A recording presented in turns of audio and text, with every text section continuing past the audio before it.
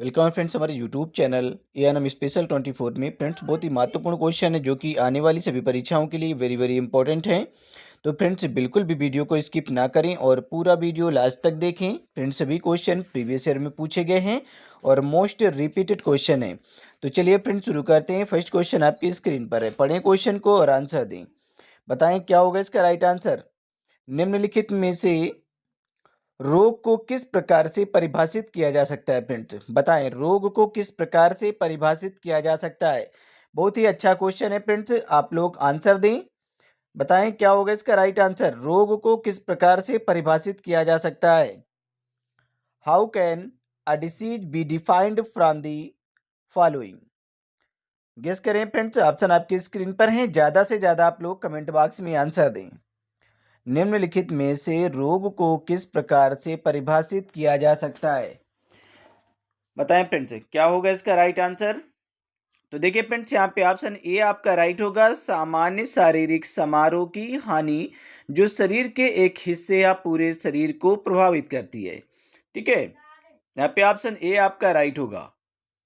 चलिए यहाँ पे आप एक्सप्लेन को देख लें कि रोग एक ऐसी अवस्था है जिसमें शरीर के सामान्य कार्यों में बाधा उत्पन्न होती है और व्यक्ति अस्वस्थ महसूस करता है या शरीर के एक भाग या पूरे शरीर को प्रभावित कर सकता है। ठीक है फ्रेंड्स, चलिए हम अगला क्वेश्चन देखते हैं। क्वेश्चन नंबर 2, पढ़ें क्वेश्चन नंबर 2 को फ्रेंड्स और आंसर दें। देखिए फ्रेंड्स बहुत ही अच्छे क्वेश्चन हैं। ठीक है, सभी ये पूछे गए हैं, रिपीटेड क्वेश्चन है। निम्नलिखित में से कौन रोग की अवधारणा के घटक हैं। फ्रेंड्स निम्नलिखित में कौन से रोग की अवधारणा के घटक हैं। आप अच्छे से पढ़ लें फिर आंसर दें। Which of the following are component of the concept of disease. Guess करें फ्रेंड्स। देखिए इसी तरह के क्वेश्चन पूछे जाते हैं फ्रेंड्स। ठीक है, और कई बार ये रिपीटेड क्वेश्चन है। क्वेश्चन कह रहा है कि निम्नलिखित में कौन से रोग की अवधारणा के घटक हैं। तो यहाँ पे देखिए पूर्व रोगजनक अवधि और रोगजनक अवधि। ठीक है, प्री पैथोजेनेसिस पीरियड और पैथोजेनेसिस पीरियड। ये फ्रेंड्स दोनों यहाँ पे ऑप्शन सी आपका राइट होगा, ए और बी दोनों। ठीक है, बोथ। एक्सप्लेन को देख लें कि रोग की अवधारणा में दो प्रमुख घटक होते हैं, पूर्व रोगजनक अवधि और जब बीमारी विकसित हो रही होती है। पूर्व रोगजनक अवधि जब बीमारी विकसित हो रही होती है और रोगजनक अवधि जब लक्षण प्रकट होने लगते हैं फ्रेंड्स। ठीक है, चलिए अब हम अगला क्वेश्चन देखते हैं। क्वेश्चन नंबर यहाँ पे 3 है, पढ़ें क्वेश्चन नंबर 3 को। देखिए जितना हो सके आप लोग कमेंट बॉक्स में आंसर दें। अच्छे से पहले पढ़ लें फिर आंसर दें। बताएं क्या होगा इसका राइट आंसर। निम्नलिखित में रोग के संदर्भ में कौन सा कथन गलत है। Which of the following statement is incorrect regarding disease. रोग के संदर्भ में कौन सा कथन गलत है फ्रेंड्स। क्या होगा इसका राइट आंसर, गेस करें। आप अच्छे से पढ़ लें फिर आंसर दें फ्रेंड्स। बताएं क्या होगा। तो देखिए फ्रेंड्स यहाँ पे क्वेश्चन कह रहा है कि रोग के संदर्भ में कौन गलत है। ठीक है, कौन सा जो कथन है वो गलत है। तो रोग के संदर्भ, रोग का अर्थ है व्यक्ति का शारीरिक, मानसिक, सामाजिक, बुद्धिगत और आध्यात्मिक स्थिति का कम हो जाना। तो फ्रेंड्स ये तो गलत नहीं है। ठीक है, ये तो सही है। रोगावस्था में व्यक्ति की कार्य क्षमता कम और धीमी हो जाती है। तो फ्रेंड्स ये भी आपके राइट है। ठीक है, तो दो तो फ्रेंड्स आपके राइट हो गए। अब यहाँ पे ऑप्शन सी आ गया, रोग अवस्था में शरीर के कार्य में बाधा उत्पन्न होती है। तो ये भी फ्रेंड्स राइट हो गया। ठीक है, तो यहाँ पे क्या हो जाएगा, डी हो जाएगा, इनमें से कोई नहीं। ठीक है, इनमें से कोई नहीं, ऑप्शन डी यहाँ पे राइट हो गया। अब यहाँ पे आप एक्सप्लेन को देख लें कि सभी दिए गए कथन रोग के प्रभावों का सही वर्णन करते हैं, इसलिए इनमें से कोई भी कथन गलत नहीं है। ठीक है, चलिए हम अगला क्वेश्चन देखते हैं। क्वेश्चन नंबर यहाँ पे 4 है, पढ़ें क्वेश्चन नंबर 4 को फ्रेंड्स और आंसर दें। निम्नलिखित में से कौन रोग के कारण नहीं है। रोग का कारण कौन सा नहीं है friends. Which of the following is not a cause of disease. रोग का कारण कौन सा नहीं है इनमें से। बताएं फ्रेंड्स। तो देखिए फ्रेंड्स, वित्त पोषी ये रोग का कारण नहीं है। बाकी ये होस्ट हो गया, एजेंट फॉर फैक्टर हो गया, एनवायरनमेंट हो गया, सभी रोग के कारक हैं। बट ये सी जो है वित्त पोषी जो है डिस्ट्रीब्यूटर, ये फ्रेंड्स नहीं है, ठीक है, रोग का कारण। अब यहाँ पे आप एक्सप्लेन को देख लें कि रोग तीन प्रकार के घटक होते हैं। रोग के तीन घटक होते हैं, तीन प्रमुख घटक हैं, जैसे कि कर्ता हो गया, मतलब कारक हो गया, परपोषी हो गया और वातावरण हो गया। वित्तपोषी डिस्ट्रीब्यूटर कोई ज्ञात रोग कारक नहीं है। चलिए अगला क्वेश्चन है क्वेश्चन नंबर 5। पढ़ें क्वेश्चन नंबर 5 को फ्रेंड्स और आंसर दें। बताएं क्या होगा इसका राइट आंसर। आप अच्छे से पढ़ें फिर आंसर दें। निम्नलिखित में से कौन जैविक कारक या कारण के उदाहरण है? जैविक कारक के उदाहरण है फ्रेंड्स। बताएं क्या होगा इसका right answer. Which of the following are example of biological causes. अच्छे से आप पढ़ें फिर आंसर दें, क्योंकि सभी पूछे गए क्वेश्चन है, रिपीटेड है, कई बार आए हुए क्वेश्चन है। Which of the following are examples of biological causes. तो देखिए फ्रेंड्स, यहाँ पे ऑप्शन बी आपका राइट होगा, जीवाणु और कवक। ठीक है, जीवाणु और कवक। यहाँ पे एक्सप्लेन को देख लें कि जीवाणु अर्थात बैक्टीरिया और कवक फंगी जैविक कारण होते हैं जो कई संक्रामक रोगों के लिए जिम्मेदार होते हैं। चलिए फ्रेंड्स अगला क्वेश्चन है क्वेश्चन नंबर 6। पढ़ें क्वेश्चन नंबर 6 को। निम्नलिखित में से कौन भौतिक कारक के उदाहरण हैं? भौतिक कारक के उदाहरण कौन से हैं? Which of the following are example of physical factors. भौतिक कारक के उदाहरण हैं। क्या होगा इसका राइट आंसर? आप लोग ज़्यादा से ज़्यादा कमेंट बॉक्स में आंसर दें। निम्नलिखित में से कौन भौतिक कारक के उदाहरण है friends? Which of the following are examples of physical factors. तो देखिए फ्रेंड्स, यहाँ पे ऑप्शन ए आपका राइट होगा। ताप हो गया, शीत हो गया और दाब हो गया। हीट, कोल्ड, प्रेशर, ये भौतिक कारक के उदाहरण है फ्रेंड्स। आप देख लें यहाँ पे कि तापमान, ठंड और दबाव जैसे तत्व भौतिक कारक के उदाहरण हैं जो शरीर को प्रभावित कर सकते हैं। चलिए अगला क्वेश्चन है क्वेश्चन नंबर 7। पढ़ें क्वेश्चन नंबर 7 को और आंसर दें। निम्नलिखित में से कौन सा एक रोग का वर्गीकरण नहीं है? निम्नलिखित में से कौन सा एक रोग का वर्गीकरण नहीं है friends? Which of the following is not a classification of disease. अच्छे से पहले आप पढ़ लें फिर आंसर दें। सभी क्वेश्चन रिपीटेड हैं और ये पूछे गए हैं, कई बार आए हुए क्वेश्चन हैं, तो जितना हो सके आप लोग आंसर दें फ्रेंड्स। रोग का वर्गीकरण नहीं है तो यहाँ पे ऑप्शन डी फ्रेंड्स देखिए। बाकी सभी ये रोग के वर्गीकरण हैं। तीव्र रोग, एक्यूट डिसीजेज, क्रोनिक डिसीजेज और इन्फेक्शियस डिसीजेज। ठीक है, बाकी यहाँ पे ऑप्शन डी आपका राइट होगा, नन ऑफ दीज, इनमें से कोई नहीं। ठीक है, ये सभी क्या है? रोग के फ्रेंड्स क्या है? क्लासिफिकेशन है। यहाँ पे आप देख लें कि तीव्र, जीर्ण और संक्रमित रोग सभी रोगों के मान्य वर्गीकरण है, इसलिए इनमें से कोई भी गलत नहीं है। चलिए अगला क्वेश्चन है फ्रेंड्स क्वेश्चन नंबर यहाँ पे 8 है। पढ़ें क्वेश्चन नंबर 8 को और आंसर दें। निम्नलिखित में से एक वातावरण का प्रकार है। Which of the following is a type of environment. वातावरण का कौन सा प्रकार है फ्रेंड्स? गेस करें क्या होगा इसका राइट आंसर। कहा जा रहा है कि एक वातावरण का प्रकार है, तो यहाँ पे फ्रेंड्स ऑप्शन डी आपका राइट होगा। ये सभी वातावरण के प्रकार हैं, भौतिक वातावरण, फिजिकल एनवायरनमेंट, बायोलॉजिकल एनवायरनमेंट और सोशल एनवायरनमेंट। तो आपसे ऑप्शन डी यहाँ पे आपका राइट होगा। ठीक है, ये सभी वातावरण का प्रकार है फ्रेंड्स। ठीक है, एनवायरनमेंट के टाइप हैं। अब यहाँ पे आप एक्सप्लेन को देख लें कि पर्यावरण के मुख्य 3 प्रकार होते हैं। ठीक है, पर्यावरण के भौतिक हो गया, फिजिकल, ठीक है, फिजिकल वातावरण हो गया, एनवायरनमेंट हो गया, और यहाँ पे बायोलॉजिकल एनवायरनमेंट हो गया और सोशल एनवायरनमेंट हो गया। ये सभी मिलकर हमारे स्वास्थ्य और जीवन को प्रभावित करते हैं। चलिए फ्रेंड्स अगला क्वेश्चन है क्वेश्चन नंबर 9। पढ़े क्वेश्चन नंबर 9 को और आंसर दें। बताएं क्या होगा इसका राइट आंसर। निम्नलिखित में से भौतिक वातावरण के अंतर्गत क्या आता है friends? Which of the following falls under the physical environment. बताएं क्या होगा इसका राइट आंसर। निम्नलिखित में से भौतिक वातावरण के अंतर्गत क्या आता है?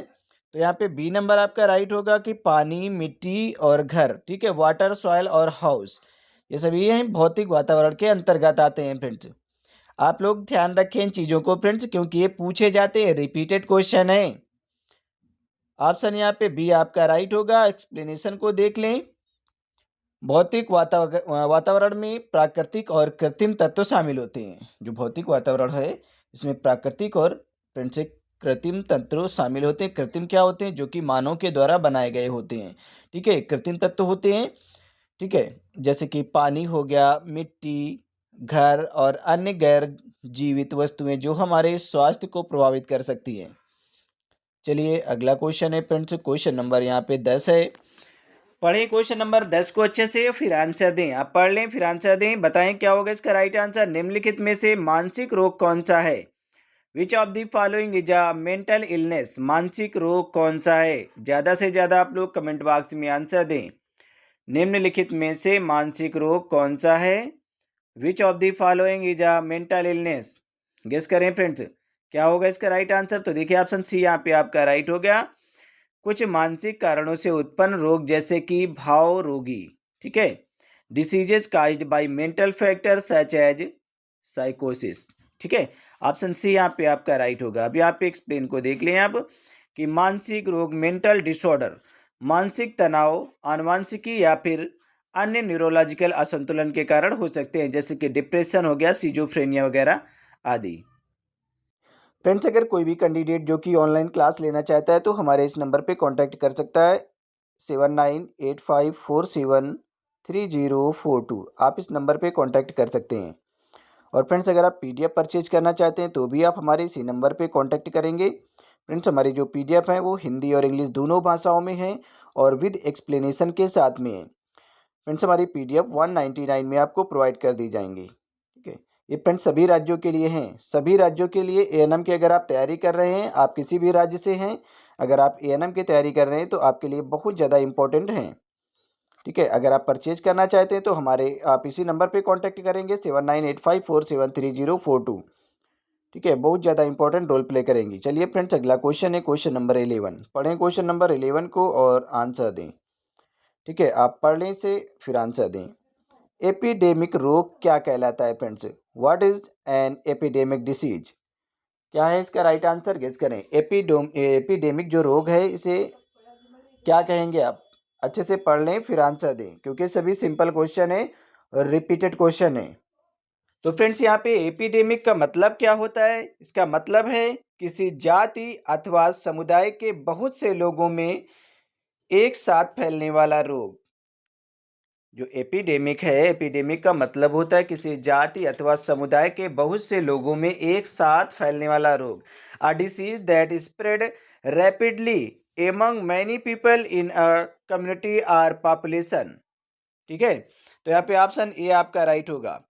चलिए यहाँ पे आप एक्सप्लेनेशन को देख लें कि जैसे कि एपिडेमिक महामारी जैसे वह रोग होता है जो कि एक निश्चित क्षेत्र में बहुत तेजी से कई लोगों को प्रभावित करता है, जैसे डेंगू हो गया, इन्फ्लुएंजा हो गया और कोविड-19 हो गया। कोविड-19 को फ्रेंड्स हम पैंडेमिक में भी रख सकते हैं। ठीक है, महामारी जैसे कि बहुत बड़े भूभाग को कवर करना। ठीक है, बहुत बड़े भूभाग को कवर करना, जैसे कि भौगोलिक क्षेत्र में या फिर कई देशों में फैल जाए एक साथ। ठीक है, बहुत जल्दी से किसी चीज को कवर कर ले, किसी एरिया को कवर कर ले। ठीक है, डेंगू हो गया, इन्फ्लुएंजा हो गया। यहाँ पे कोविड-19 को फ्रेंड्स हम इससे बाहर भी रख सकते हैं। ठीक है, कोविड-19 को हम इससे बाहर रख सकते हैं, क्योंकि फ्रेंड्स ये कोविड जो है ये फ्रेंड्स पैंडेमिक के अंतर्गत आएगी। ठीक है, महामारी बहुत ज़्यादा बड़े भूभाग में फैलने वाली एक बीमारी कि पूरी दुनिया में फैल चुकी थी। तो फ्रेंड्स यहाँ पे डेंगू, इन्फ्लुएंजा और भी फ्रेंड्स कई बीमारियां हैं जो कि एक बड़े भूभाग में फ्रेंड्स भूभाग को प्रभावित करती हैं बहुत तेजी से। यहाँ पे एपिडेमिक होगा। ठीक है, महामारी। चलिए यहाँ पे एंडेमिक क्या है इसे आप पढ़ लें अच्छे से। एंडेमिक, एंडेमिक रोग क्या कहलाता है? What is an endemic disease? Endemic हम किसे कहेंगे? एंडेमिक पढ़ लें आप अच्छे से फिर आंसर दें। कई बार आपने पढ़ा भी होगा, ये क्वेश्चन रिपीटेड है, कई बार आए हुए क्वेश्चन है। एंडेमिक क्या है? तो देखिए फ्रेंड्स यहाँ पे एंडेमिक का जो मतलब है, एंडेमिक किसी जाति अथवा समुदाय में निरंतर रहने वाला रोग। एंडेमिक, ठीक है, a disease that remains continuously in a specific community और रीजन। किसी क्षेत्र या फिर समुदाय में लगातार निरंतर बना रहने वाला रोग। ठीक है, जिसे कि एंडेमिक कहा जाता है। अब यहाँ पे आप एक्सप्लेनेशन को देख लें कि एंडेमिक रोग किसी विशेष क्षेत्र या समुदाय में लंबे समय तक बना रहता है। ठीक है, जैसे कि मलेरिया कुछ उष्णकटिबंधीय ट्रॉपिकल क्षेत्रों में एक स्थानिक रोग है, ठीक है, जिसे एंडेमिक कहा जाता है। चलिए फ्रेंड्स, अगला क्वेश्चन है क्वेश्चन नंबर 13। 13 नंबर क्वेश्चन है, आप इसे पढ़ लें फिर आंसर दें कि संपूर्ण शरीर को प्रभावित करने वाला रोग क्या कहलाता है।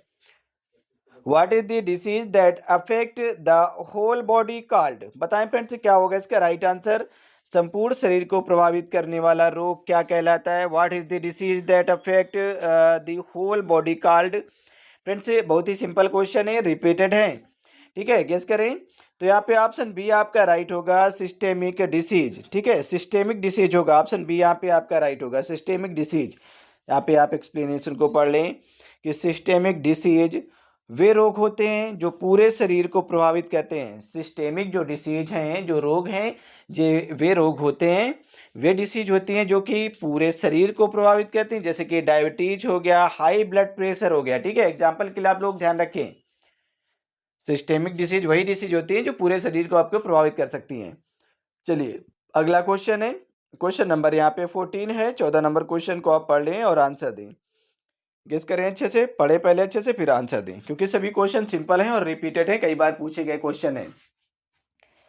ऐसा रोग जो शीघ्र उत्पन्न हो जाता है, ऐसा रोग जो शीघ्र उत्पन्न हो जाता है और अपेक्षाकृत कम समय के लिए होता है, वह क्या कहलाता है फ्रेंड्स। ऐसा रोग जो शीघ्र उत्पन्न हो जाता है और अपेक्षाकृत कम समय के लिए होता है, वह क्या कहलाता है। What is a disease that occurs suddenly and lost for a short duration called. बताएं फ्रेंड्स क्या होगा इसका राइट आंसर। बहुत ही सिंपल क्वेश्चन है, सभी रिपीटेड क्वेश्चन है, कई बार ये पूछे गए हैं। ठीक है, ऐसा रोग जो शीघ्र उत्पन्न होता है, बहुत जल्दी उत्पन्न हो जाता है और अपेक्षाकृत कम समय के लिए ही होता है, ज्यादा समय के लिए नहीं रुकता है, तो इसे क्या कहा जाता है। ठीक है, एक्यूट डिसीज कहा जाएगा इसे। ठीक है, तीव्र उत्पन्न होने वाला रोग, ऑप्शन ए यहाँ पे आपका राइट होगा। चलिए यहाँ पे एक्सप्लेनेशन को आप देख लें कि तीव्र रोग वह रोग होता है जो तेजी से विकसित होता है लेकिन थोड़े समय के लिए ही रहता है, जैसे कि सर्दी, फ्लू, डेंगू। ठीक है, चलिए अगला क्वेश्चन है क्वेश्चन नंबर 15। पढ़ें क्वेश्चन नंबर 15 को और आंसर दें। आप अच्छे से पढ़ें फिर आंसर दें। ऐसा रोग जो माँ बाप से बच्चों में आनुवंशिक कारकों द्वारा संचारित होता है क्या कहलाता है। पढ़ लें आप अच्छे से फिर आंसर दें, क्योंकि सभी क्वेश्चन रिपीटेड हैं, पूछे गए हैं, कई बार आए हुए क्वेश्चन हैं, तो जितना हो सके आप लोग आंसर देंगे friends. What is a disease that is transmitted from parent to offspring through genetic factors called। तो यहाँ पे फ्रेंड्स ऑप्शन जो है आपका सी राइट होगा। ठीक है, हेरिडिटरी डिसीज, ऑप्शन सी यहाँ पे आपका राइट होगा। आनुवांशिक रोगों के लिए है फ्रेंड्स, ये आनुवांशिक कारकों के लिए। ठीक है, हेरिडिटरी डिसीज होगा, ऑप्शन सी यहाँ पे आपका राइट होगा। अब यहाँ पे एक्सप्लेनेशन को देख लें कि हेरिडिटरी डिसीज अर्थात आनुवांशिक रोग वे रोग होते हैं जो माता पिता से उनके बच्चों में आनुवांशिक रूप से स्थानांतरित होते हैं, जैसे कि हीमोफीलिया हो गया, थैलेसीमिया हो गया और सिकल सेल एनीमिया हो गया। ठीक है, हमेशा आप लोग इन चीज़ों को ध्यान में रखें, जितना हो सके रिवीजन करें, कई बार आप रिवाइज करेंगे तभी ये क्वेश्चन आपके दिमाग में फ्रेंड्स अच्छे से बैठ पाएंगे। ठीक है, एक बार पढ़ने से कोई चीज़ 100% नहीं हो जाती है, आपको ज़्यादा से ज़्यादा रिवीजन करना पड़ेगा। फ्रेंड्स अगर कोई भी कैंडिडेट जो कि ऑनलाइन क्लास लेना चाहता है तो हमारे इस नंबर पे कांटेक्ट कर सकता है, 7985473042। ठीक है, यहाँ पे आप इस नंबर पे कांटेक्ट कर सकते हैं अगर आप क्लास लेना चाहते हैं फ्रेंड्स। अगर आप पीडीएफ परचेज करना चाहते हैं तो भी आप हमारे इसी नंबर पे कांटेक्ट करेंगे। जो हमारी पीडीएफ है वो 199 में आपको प्रोवाइड कर दी जाएंगी, सभी पीडीएफ 199 रुपये में आपको प्रोवाइड कर दी जाएंगी, जो कि आपके एग्जाम के लिए बहुत ज़्यादा हेल्पफुल होंगी। आप किसी भी राज्य से हैं, अगर एएनएम की तैयारी कर रहे हैं तो फ्रेंड्स आपके लिए बहुत ज़्यादा इंपॉर्टेंट है, इंपॉर्टेंट रोल प्ले करेंगी। और फ्रेंड्स अगर क्लास लेना चाहते हैं तो आप क्लास भी ले सकते हैं। ठीक है, क्लास लेने के लिए भी आप इसी नंबर पे कांटेक्ट करेंगे। चलिए नेक्स्ट क्वेश्चन है 16 नंबर क्वेश्चन। आप पढ़ें 16 नंबर क्वेश्चन को और आंसर दें। आप अच्छे से पढ़ लें फिर आंसर दें। रोगोत्पादन, ठीक है, यहाँ पे रोग उत्पादन सूक्ष्म जीवों का शरीर में प्रवेश और बहुगुणन होने के पश्चात या होने के बाद शरीर में जो हानिकारक प्रभाव होते हैं उन्हें क्या कहा जाता है। देखिए फ्रेंड्स, रोग के उत्पन्न होने के बाद की यहाँ पे बात की जा रही है कि रोग उत्पादक, ठीक है, रोग उत्पादक सूक्ष्म जीवों का शरीर में प्रवेश और बहुगुणन होने के पश्चात, मतलब वो अपनी जनसंख्या में बढ़ोतरी करने के बाद, अगर फ्रेंड्स कोई भी बैक्टीरिया या सूक्ष्म जीव माइक्रो ऑर्गेनिज्म आपके बॉडी में अगर प्रवेश करते हैं, इंटर करते हैं, तो क्या करते हैं, अपनी जो फ्रेंड्स उनकी जनसंख्या होती है, उनकी संख्या होती है, उसको क्या करते हैं, बहुगुणन करते हैं, मतलब अपनी संख्या को बढ़ाते हैं। ठीक है, बढ़ाने के बाद क्या होता है कि शरीर में जो हानिकारक प्रभाव होते हैं उन्हें क्या कहा जाता है, ये बात हो रही है। बताएं friends, what is the harmful effect caused by the entry and multiplication of pathogenic microorganism in the body called, तो फ्रेंड्स इसे कहा जाएगा संक्रमण रोग। ठीक है, इन्फेक्शियस डिसीज, ऑप्शन ए यहाँ पे आपका राइट होगा। अब यहाँ पे आप एक्सप्लेनेशन को देख लें कि संक्रमण रोग इन्फेक्शियस डिसीज तब उत्पन्न होता है जब रोगजनक सूक्ष्म जीव शरीर में प्रवेश कर जाते हैं और बहुगुणन करने लगते हैं, जिससे शरीर पर हानिकारक प्रभाव पड़ता है फ्रेंड्स। चलिए अगला क्वेश्चन है क्वेश्चन नंबर 17। पढ़ें क्वेश्चन नंबर 17 को फ्रेंड्स और आंसर दें। बताएं क्या होगा इसका राइट आंसर। निम्न में से कौन संक्रमण का एक प्रकार है? Which of the following is a type of infection. बताएं फ्रेंड्स, संक्रमण का कौन सा एक प्रकार है? बहुत ही सिंपल क्वेश्चन है, ऐसा नहीं है कि पूछे नहीं गए, बहुत ही ज़्यादा पूछे गए क्वेश्चन है, रिपीटेड हैं। आप लोग जितना हो सके ज़्यादा से ज़्यादा आंसर दें कमेंट बॉक्स में। निम्न में से कौन संक्रमण का एक प्रकार है? Which of the following is a type of infection. देखिए friends, primary infection, secondary infection और री इन्फेक्शन। ठीक है, री इन्फेक्शन, यहाँ पे ऑप्शन डी आपका राइट होगा। All of the above. Explanation को देख लें। संक्रमण कई प्रकार के होते हैं, जैसे कि प्राइमरी इन्फेक्शन, प्राथमिक जो पहली बार शरीर में होता है उसे प्राइमरी इन्फेक्शन कहा जाता है। सेकेंडरी इन्फेक्शन क्या होता है? द्वितीयक संक्रमण, जब कोई अन्य संक्रमण पहले से मौजूद संक्रमण के कारण विकसित होता है फ्रेंड्स। और री इन्फेक्शन क्या होता है? पुनः संक्रमण, जब पहले से हुए संक्रमण के बाद पुनः उसी सूक्ष्म जीव से संक्रमण हो जाता है, तो इसे क्या कहा जाता है? री इन्फेक्शन कहा जाता है। पुनः उसी बैक्टीरिया से, उसी जीव से फिर से इन्फेक्शन हो गया। चलिए अब यहाँ पे 18 नंबर क्वेश्चन है, आप इसे देख लें, अच्छे से पढ़ लें, फिर आंसर दें। बताएं क्या होगा इसका राइट आंसर, और ज़्यादा से ज़्यादा आप लोग कमेंट बॉक्स में आंसर देंगे। फुंसी, बाल तोड़, जिसे फ्रेंड्स कहीं पे बाल वगैरह टूट जाता है, ठीक है, जिसकी वजह से फोड़ा फुंसी हो जाते हैं, ठीक है, तो इसी को बाल तोड़ कहा गया है। फुंसी, बाल तोड़, फोड़ा किस प्रकार का संक्रमण है? यहाँ पे कहा जा रहा है किस प्रकार का संक्रमण है friends. What type of infection are boils, folliculitis and abscess. ठीक है, एब्सेसिस मतलब क्या होता है फ्रेंड्स? जहाँ पे पस वगैरह पड़ जाता है, मवाद पड़ जाता है, ठीक है, तो उन्हीं की बात यहाँ पे हो रही है। यहाँ पे अगर फ्रेंड्स फोड़ा फुंसी कहीं पे होगा तो उसमें पस तो पड़ेगा ही ना, तो इसी वजह से यहाँ पे एब्सेसिस की बात की गई है। ठीक है, तो अब यहाँ पे क्या होगा इसका राइट आंसर बताएं। ये किस प्रकार का संक्रमण? तो ये फ्रेंड्स क्या है? लोकलाइज्ड है, स्थानिक है। ऑप्शन ए यहाँ पे आपका राइट होगा। अब यहाँ पे आप एक्सप्लेन को देख लें कि फुंसी हो गया, बाल तोड़ और फोड़ा स्थानिक संक्रमण है, लोकलाइज्ड इन्फेक्शन है। ठीक है, क्योंकि ये केवल शरीर के एक सीमित भाग को प्रभावित करते हैं, ये पूरे शरीर को नहीं प्रभावित करते। कि अगर फोड़ा हो गया, फुंसी कहीं पे हुआ है, फुड़िया फुंसी या फिर बाल तोड़ कहीं पे हुआ है, तो फ्रेंड्स आपको पूरी बॉडी को प्रभावित नहीं करते, किसी एक एरिया को जहाँ पे होते हैं उसी थोड़ी सी जगह को ये लोग प्रभावित करते हैं फ्रेंड्स। ठीक है, ये ज़्यादा शरीर में ज़्यादा जगह नहीं घेरते कि आपके पूरी बॉडी को प्रभावित कर दें, और पूरे शरीर में नहीं फैलते हैं। चलिए फ्रेंड्स, नेक्स्ट क्वेश्चन है क्वेश्चन नंबर 19 है। पढ़ लें क्वेश्चन नंबर 19 को और आंसर दें। बताएं क्या होगा इसका राइट आंसर। एक व्यक्ति से दूसरे व्यक्ति, किसी जंतु से व्यक्ति या किसी स्रोत से व्यक्ति में फैलने वाले संक्रमण को क्या कहा जाता है? What is the infection that is spread from one person to another, from an animal to a person और from a source to a person called. बताएं फ्रेंड्स क्या होगा इसका राइट आंसर। आप पढ़ लें फिर आंसर दें, क्योंकि सभी रिपीटेड क्वेश्चन है। आप अच्छे से पढ़ें क्वेश्चन को, ठीक है, जितना हो सके ज़्यादा से ज़्यादा आप लोग कमेंट बॉक्स में आंसर दें। देखिए फ्रेंड्स, यहाँ पे ऑप्शन ए आपका राइट होगा, पार संक्रमण, ठीक है, क्रॉस इन्फेक्शन, ऑप्शन ए यहाँ पे आपका राइट है। चलिए यहाँ पे एक्सप्लेनेशन को देख लें कि पार संक्रमण अर्थात क्रॉस इन्फेक्शन तब होता है जब रोगजनक सूक्ष्म जीव एक व्यक्ति से दूसरे व्यक्ति में फैलते हैं, जैसे कि अस्पतालों में स्वास्थ्य कर्मियों से रोगियों में संक्रमण का प्रसार होता है। चलिए अगला क्वेश्चन है क्वेश्चन नंबर 20। 20 नंबर क्वेश्चन है फ्रेंड्स, आप पढ़ लें इसे और आंसर दें। बताएं क्या होगा इसका राइट आंसर। किसी व्यक्ति में एक सूक्ष्म जीव द्वारा संक्रमण उत्पन्न होने के पश्चात पुनः उसी सूक्ष्म जीव के द्वारा उत्पन्न संक्रमण क्या कहलाता है। ज़्यादा से ज़्यादा आप लोग कमेंट बॉक्स में आंसर दें। यहाँ पे क्वेश्चन कह रहा है कि what is the infection called when this same micro organism causes an infection again after the first infection. देखिए अभी आपने जस्ट यही क्वेश्चन पढ़ा था, ठीक है, और वही क्वेश्चन देखिए आ गया, ठीक है, दोबारा क्वेश्चन रिपीट हुआ। आप इसे बताएं क्या होगा इसका राइट आंसर, क्योंकि आप ये पढ़ चुके हैं फ्रेंड्स कि किसी व्यक्ति में एक सूक्ष्म जीव के द्वारा संक्रमण उत्पन्न होने के बाद, पहले उसके संक्रमण उत्पन्न हो चुका है उसी जीव से, और कहा जा रहा पुनः उसी सूक्ष्म जीव के द्वारा दोबारा संक्रमण फिर उत्पन्न हो गया, तो उसे क्या क्या कहा जाएगा फ्रेंड्स, री इन्फेक्शन कहा जाएगा। ठीक है, ऑप्शन सी आपका राइट होगा। जब एक ही सूक्ष्म जीव द्वारा पहले संक्रमण के बाद फिर से संक्रमण हो जाता है तो उसे री इन्फेक्शन अर्थात पुनः संक्रमण कहा जाता है। चलिए अब हम अगला क्वेश्चन देखते हैं। क्वेश्चन नंबर 21 है, पढ़ें क्वेश्चन नंबर 21 को।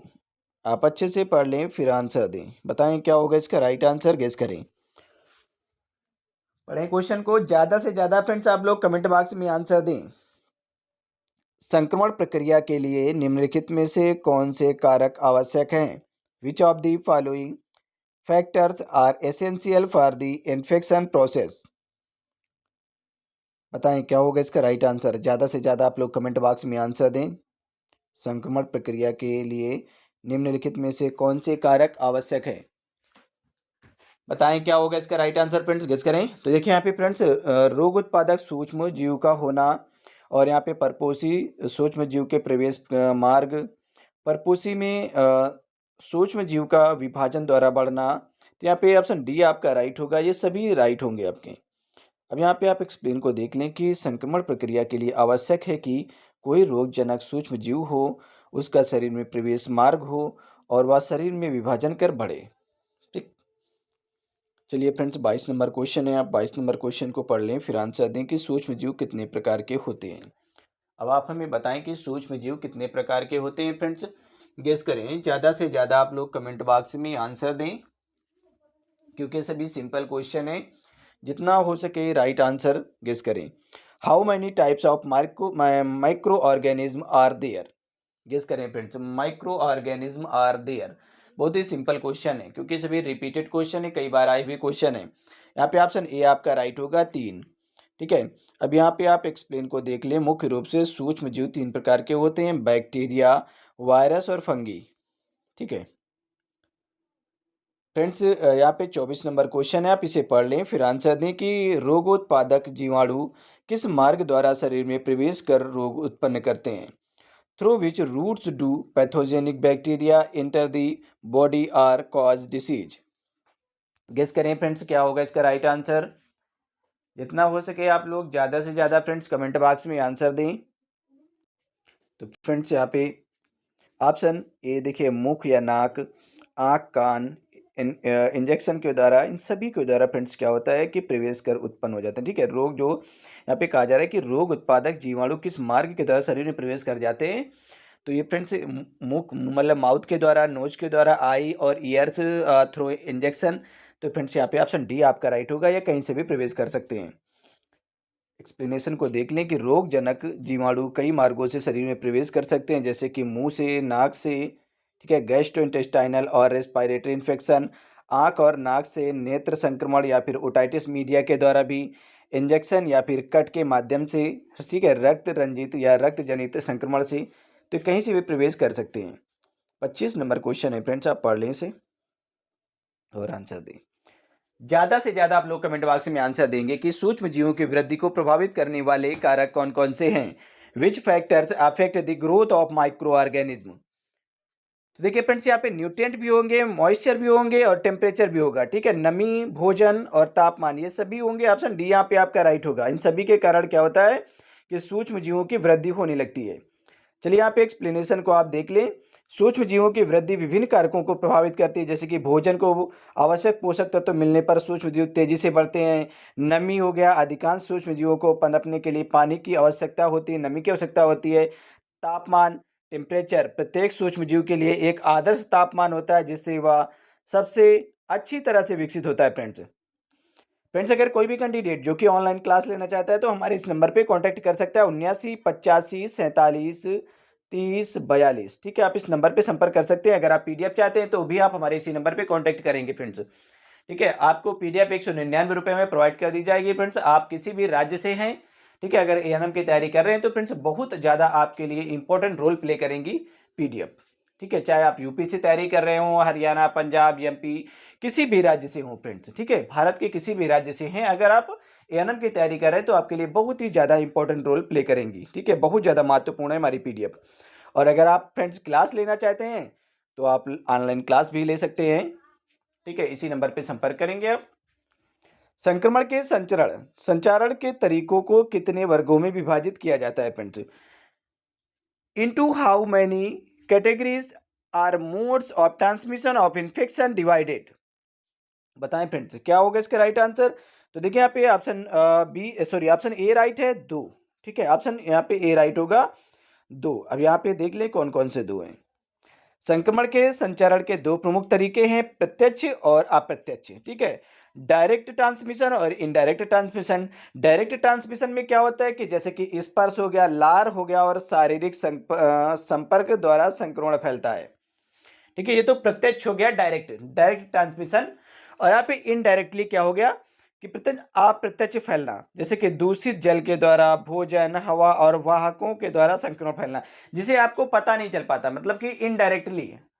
अगर डायरेक्टली कोई चीज फ्रेंड्स आपके अंदर प्रवेश करती है तो आपको पता चलता है कि नहीं, इस व्यक्ति को ये दिक्कत है, अगर इसके पास हम रहेंगे तो मुझे भी हो जाएगा। ठीक है, तो वो डायरेक्टली होता है फ्रेंड्स, किसी के कांटेक्ट, खांसने, छींकने वगैरह से, लार से, ठीक है, या किसी को स्पर्श करने से फ्रेंड्स क्या होता है, तो ये सिर्फ डायरेक्टली होता है। इनडायरेक्टली वही चीज़ है, दूषित जल हो गया, भोजन हो गया, हवा और वाहक के द्वारा अगर आपके अंदर प्रवेश करता है तो ये इनडायरेक्टली होता है। ठीक है, डायरेक्ट कोई चीज़ आपके कॉन्टैक्ट पे नहीं आती है। तो फ्रेंड्स यहाँ पे ये हमारा लास्ट क्वेश्चन था, 26 नंबर। अगर आप क्लास लेना चाहते हैं तो फ्रेंड्स आप हमारे इस नंबर पे संपर्क करेंगे 79 85 47 30 42। ठीक है, आप इस नंबर पे कांटेक्ट कर सकते हैं।